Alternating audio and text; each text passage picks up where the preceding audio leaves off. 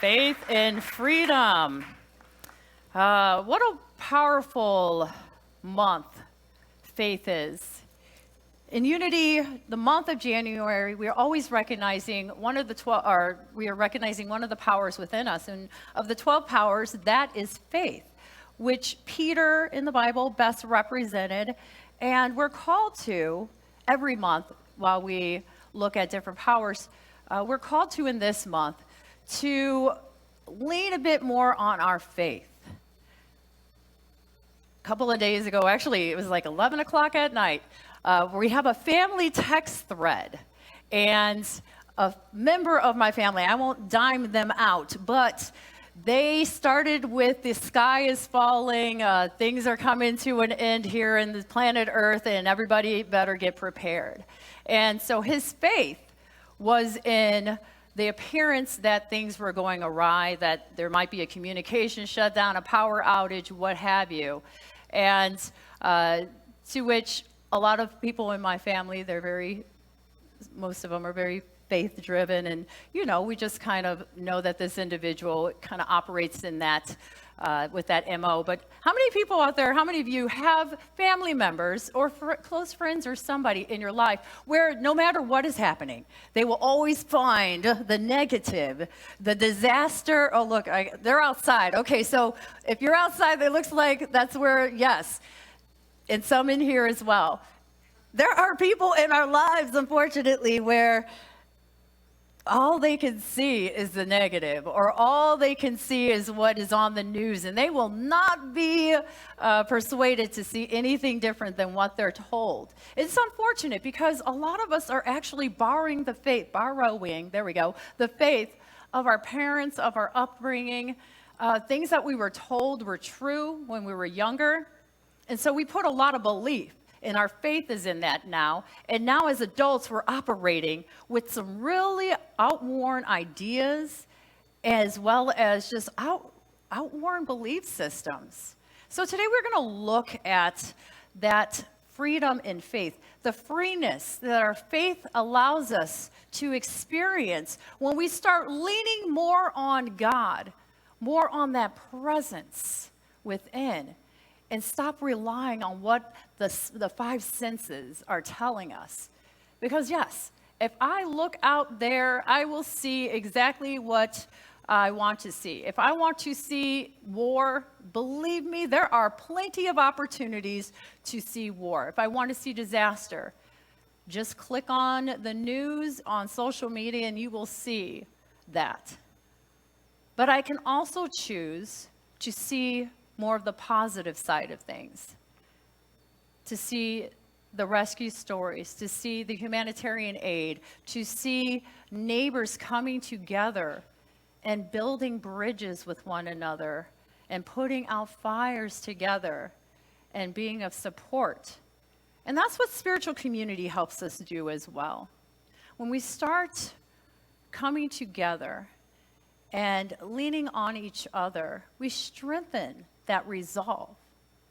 So today's topic about freedom and faith, we'll be exploring this idea of faith, as well as honoring Dr. Martin Luther King Jr. and looking at a powerful book that may be a tool to use whenever you find yourself in a difficult situation. Now, first, I want to give the metaphysical definition of faith. And so, according to the Metaphysical Bible Dictionary, faith is the perceiving power of the mind linked with the power to shape substance.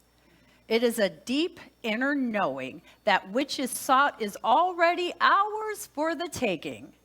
Faith is the assurance of things hoped for, the conviction of things not seen.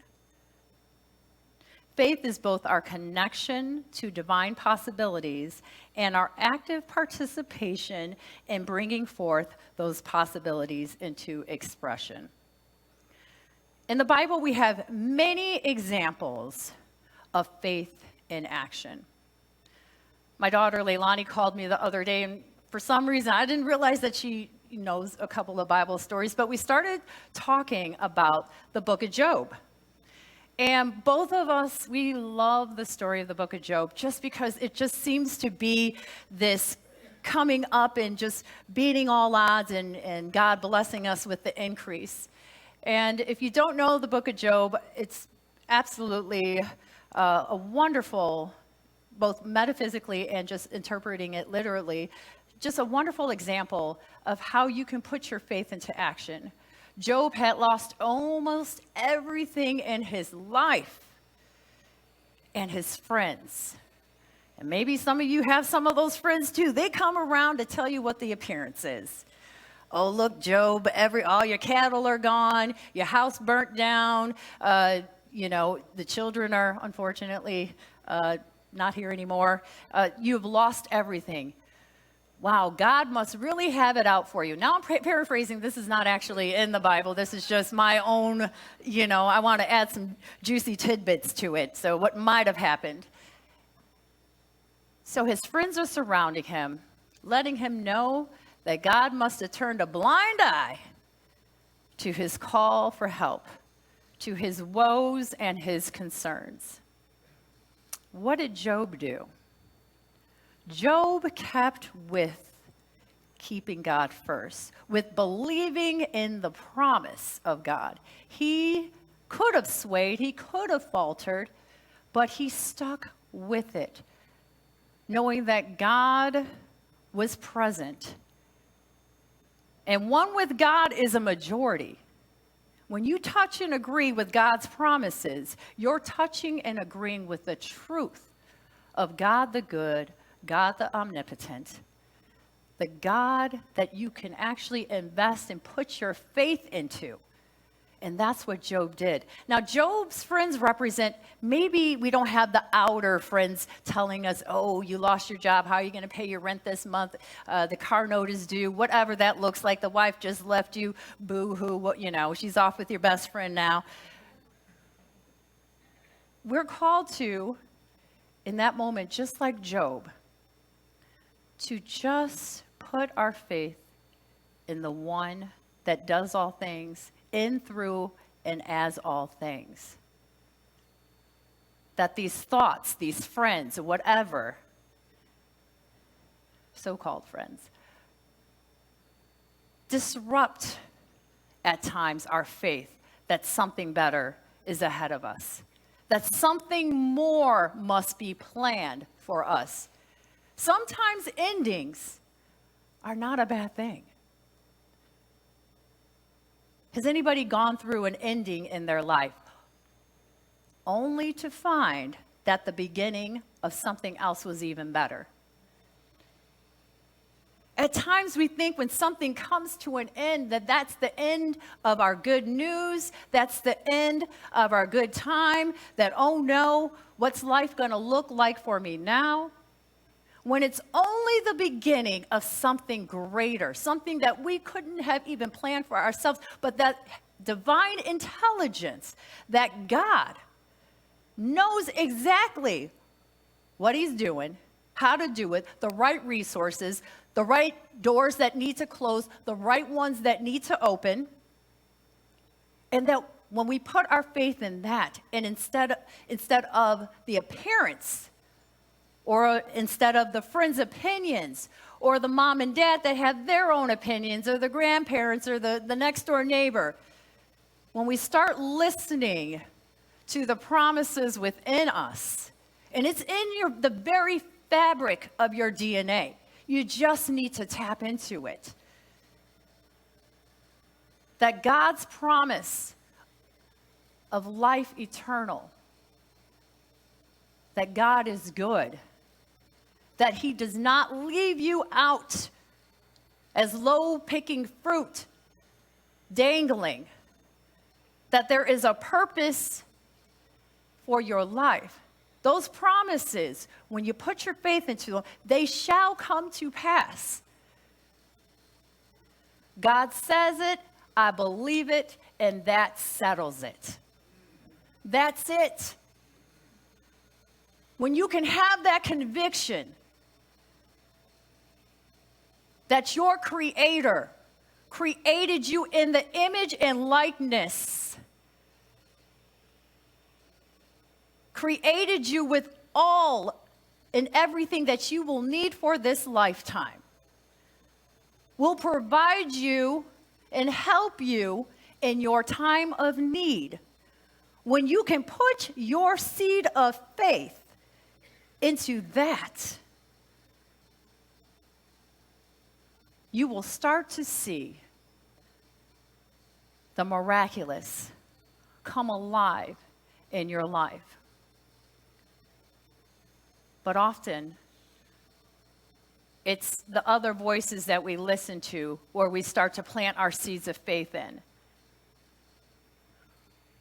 Nobody in this world knows what you are going through and what God has for you except you and God. And whenever you start to listen to the outside voices of your friends or whatever, they may be good intentioned. They may think that they know what's best. But withdraw your seed of faith in what they have to say. Now, sometimes they have to say good things, and they're very encouraging, and then that's a nice seed to plant. But if it's not, then withdraw your seed of faith and place it in the promise of a hope and future. Read, Jeremiah 29:11. That God is with you always, and he has not forsaken you. He has not forgotten you, and he goes before you. In the New Testament, so book of Job is, let me finish the story. He sticks with God, and he's rewarded, double measure. Life looks good. He's got a new family. The house is built up, more cattle than he could ever imagine.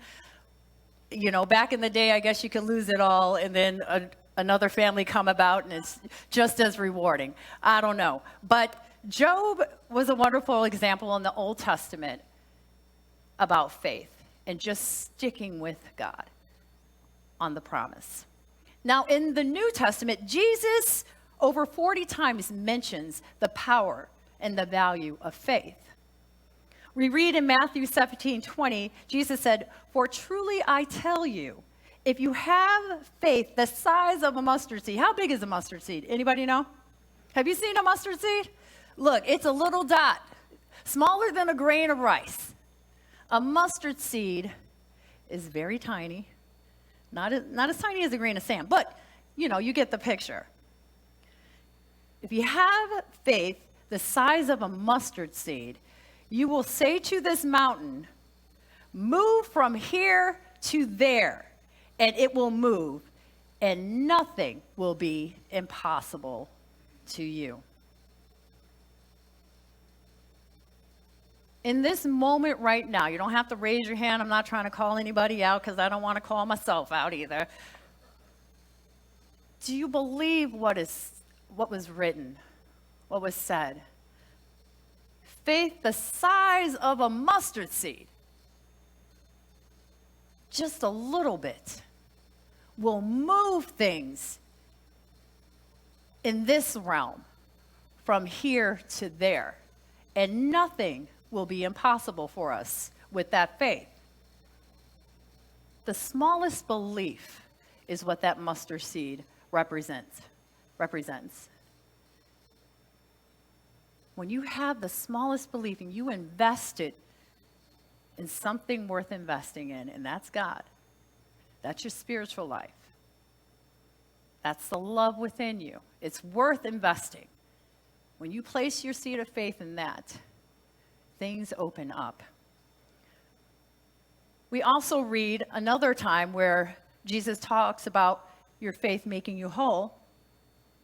We have in Luke chapter 8, verse 48. Jesus said, "Daughter, your faith has made you well. Go in peace." Now, this woman had been having a bleeding problem for 12 years. And she had so much faith in her, so much belief that Jesus was the Messiah, that Jesus could heal, that she just touched the hem of his garment and was healed. And Jesus said, your faith has done that. Now go on. Stop doing what you were doing before. Go on, you are free. That's what our faith does, is it sets us free. It sets us free from anything that this world would tell us is true. The mind could not comprehend. And every night I stay awake, I have 1,000,001 thoughts running through my brain. God's part of that, just trying to figure out the universe, and, just I go down a rabbit hole. But it's just, you have to experience it. I was reading this one book, Bernadette Roberts.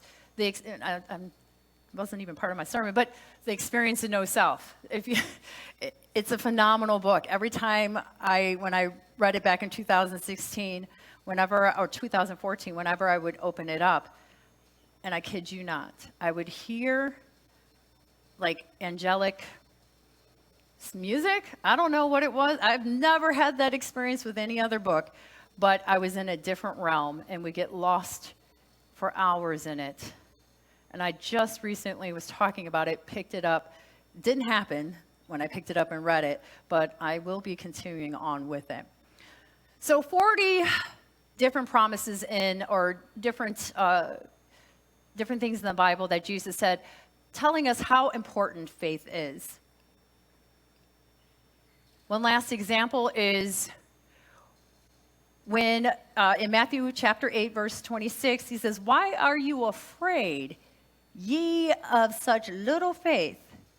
Then he got up and rebuked the winds and the sea, and there was a dead calm. Jesus had been sleeping. They were in the Sea of Galilee, and suddenly a storm was a brewing, and the disciples were scared. So they woke up Jesus.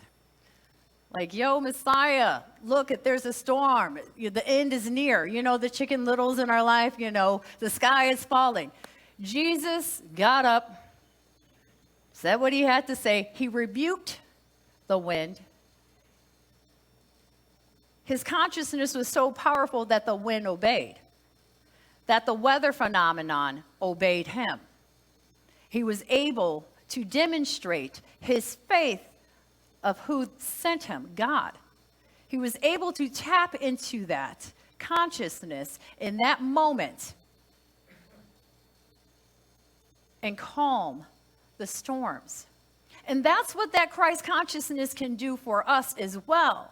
Whenever we have a storm a brewing, whenever we're upset, whenever something happens in our lives where we start to get anxious or filled with fear, we can rebuke it. We can hold on to God's promise. We can put our faith that something better is on its way. That, while this relationship, this job, whatever, this situation is coming to an end, there's something more in store for me. There's something ahead that I know not of, but guess who does? God. And let us trust God's plan. We can rest assured. And even my mind tells me, well, didn't you do that for this situation? No, I didn't. Have I ever fully just put my seed of faith in something? Have you ever fully put your seed of faith in something to see it to fruition, to see that new idea spring forward? Now, there's probably been a couple of times each of us can say, yeah, you know what, I really gave my all, I really set my intention, I really put my seed of faith into this idea I had, or this project, or whatever. And we're being called to do it more and more. I find it very easy when things are going my way, when I have plenty of money in the bank, when the kids are taken care of, to trust in God. When life is really easy, look, God, you got it. All right, I'm going to sit back and enjoy it. When things are difficult, though, do I have the faith of Job? When everything is lost? That's a question I ask myself at times. And it's a question that my daughter and I were talking about when we were discussing the book of Job the other day. And that's why it's so powerful, that story for me in particular, because it's very easy at times to just go with what the thoughts are saying, the worst case scenario. But when we go with the promise of a hope and a future, when we go with, I want to be free from this bondage, let me put my faith in God, we often find that we are relieved of any burden, or it's diminished considerably. But how do we put faith in everyday life? It's one thing to conceptualize it. It's another thing to be a personal, or for a personal challenge or going through it. If you're a single mother and your child is hungry, how do you put faith, and how do you bring your faith and square it and line it up with what God's promise is? At Unity, we have many tools that we use. We have prayer. That's a good one. We have meditation. When things on the outside are just going haywire, if we take time to come back to ourselves and to the truth, we find that we calm the inner storm within. I'm going to try to get this saying correct by Florence Scovel Shinn in The Game of Life and How to Play It.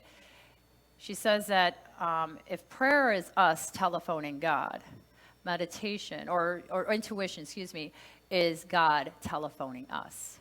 When we get into that meditative state, oftentimes we'll be given insight into our problems. Oftentimes, the solution to whatever starts to come about. We start to see past where we're at, and we get to see the bigger picture. Something else is revealed because we're tapping into that creative power. We're tapping into that divine substance. And with prayer, I'm not talking about the beseeching prayer, oh Lord, just another day, and then I'll change my ways tomorrow. I'm talking about, I'd say the best prayer is a prayer of gratitude. Like, even when things are not going well, just thanking God anyway. Just staying with that presence and that consciousness, and just being willing to not know the next step. Being willing to just trust in the process. That even though today may be a little bit gloomy, that tomorrow could be a day filled with sunshine. That your prayer being answered is on the other side of the problem, and that you just need to stick with it. Keep your faith present on the good in order to get through it. Sometimes we've got to go through the storm. Doesn't mean that the storm is going to vanish. Doesn't mean all the times that the wind is going to, hey, wind, stop. I need to steer this boat. Sometimes we just go through the storm we go through it to get through it. And our prayer answered, the promise revealed, the next, mission for us to be on, our purpose may be on the other side of that problem. Oftentimes, I would say, if not all the time, is on the other side. Jesus also called us, through this faith, to be in the world, but not of the world. How many of you are taking your Cadillac with you to the other side? All right, one person. No, there's people that bury their vehicles in the grave with them. I mean, there's a lot of stuff that happens. There's a lot of holding on to when it comes to just grasping and clawing at the things of this world. But Jesus also set the example for us that we don't get to take this with us on our next leg of this journey. And this is where our faith comes in. That no matter what is in this realm, whatever is happening, that it doesn't actually threaten who you really are, that true spirit within. That you have life and life eternal, everlasting. That God is always there, present with you.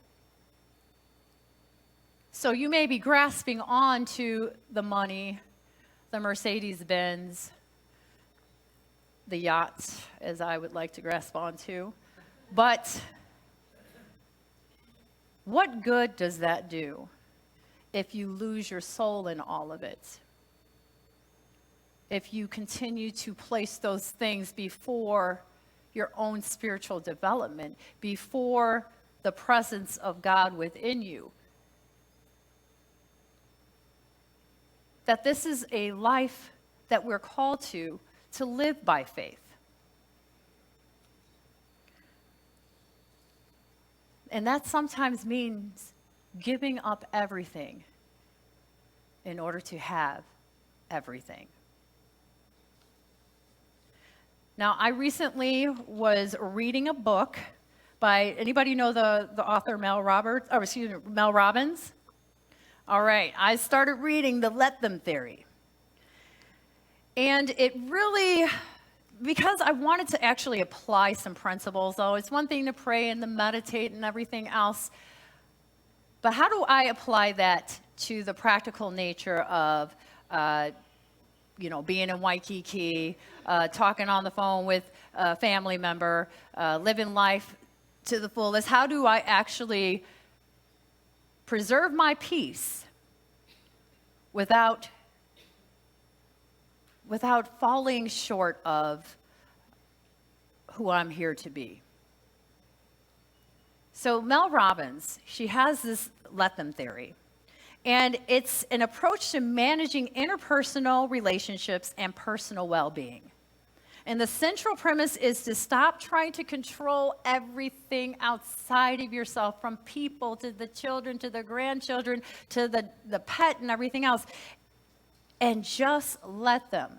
Now, in some cases, such as small children, we just don't let them walk out into the middle of the road and see what happens. When I first started hearing about it, I only read the first 2 chapters. I was like, things were happening. It was over the Christmas vacation. I was like, let them. And everything that was happening. But the thing is, there was another thing in the book that I hadn't gotten to yet. And it says, let them and then let me. That people will show you who you are, or who they are, if you let them. That when you try to control a situation, you may be prolonging your own pain. People are very willing to show you exactly the true intentions of their heart if you let them. Your daughter wants to run away with the circus. Let them. Who are you in relations to that? Your grandson, he decided that he was going to go with the Merchant Marines for the next 12 years. Let him. Just because that doesn't work for you doesn't mean it doesn't work for them. We all have our own individualized journey in this world. And when we stop trying to control the situation and put our faith that God's got it, I don't know what this person's story is all about. I wouldn't be doing that. Being on the road with the circus, not my gig, but let them. And then let me do what I need to do to preserve and protect my peace, whatever that looks like for you. So I invite you to look at that book, and there was a QR code up there, but she has tons of podcasts, everything else, and it's actually very freeing. Your Anxiety levels go down tremendously when you let them, when you just allow people to be who they need to be. Finally, tomorrow we are celebrating Dr. Martin Luther King Jr., a person who I considered being faith-filled and faith-led. To me, he demonstrated faith in action. That no matter what the circumstance was, he showed up. He defended. He had a conviction about him because his faith in God was strong. And sometimes our heroes risk their lives and lose their lives so that we may live differently. It's the greatest sacrifice to give one's life so others may live in freedom, so that others may have a better tomorrow. And Dr. King was all about that. From the Montgomery bus boycott, he stood by. He stood by and he fought for, the rights of the African American people at that time. That we no longer have to be in the back of the bus. That we are equal. That everyone was created by the same God with the same rights, the same freedoms. And because he was able to articulate that and lead that movement, we now have the freedoms that we have in this country as African Americans. But there had to be someone or a group of people who were willing, who were led by their faith, to do the hard things. And sometimes leaning on your faith is very difficult. And the reward may seem very small, but it has a lasting impact. That we're here to do big things. Some of us are here to do big things in our family. Some of us are here to do big things in the church or in our corporation or in this country or in this world. But you are making a difference. Put your faith and place your faith in that, your seed. That God knows exactly what is happening. And if you keep with it, if you continue on with your faith with it, that you will be able to see a better future. Or your family, your generations to come. Sometimes we're called to stop generational curses. And I'm talking about the bad talk or the hitting or whatever that looks like for your family. To stop anything that has come thus far, that continues on having a repeated negative cycle. So sometimes that's our mission, is to stop this hurt in a community or in a family. So we just take a look at faith, knowing that we have plenty of examples, whether it's in the Bible, whether it's our real-life heroes, or whether it's somebody in our own family or ourselves. That big things are done in life with just seeds of faith. That you can grow, that you can flourish. And ultimately, you can always trust that God's got something better for you if you put your faith in it, if you stick with it and water it, that the harvest is yours, and that God is always here with you, never against you, and will see you through. Keep your faith in him, and he will show you mighty things.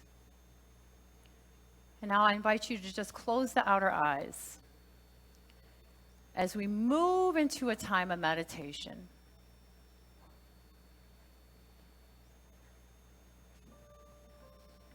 And we breathe into this space, knowing that our faith in God can put the world of chaos to a state of order, can bring all things in the mind in alignment with the truth, can heal things in our lives, in our body,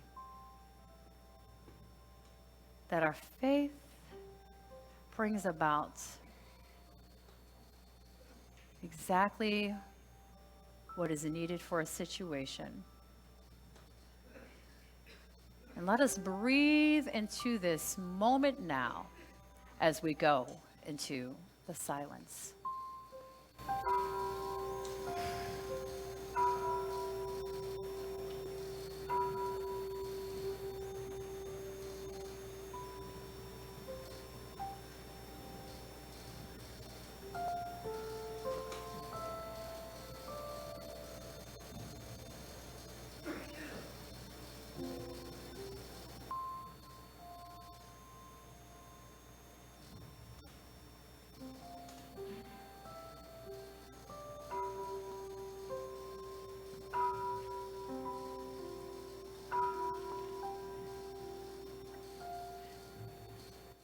Coming back into this time, into this space, with our prayer just being of thanks, knowing that our faith in God is the answer, is a solution, and is our divine power as well. Thank you, God, and so it is. Amen.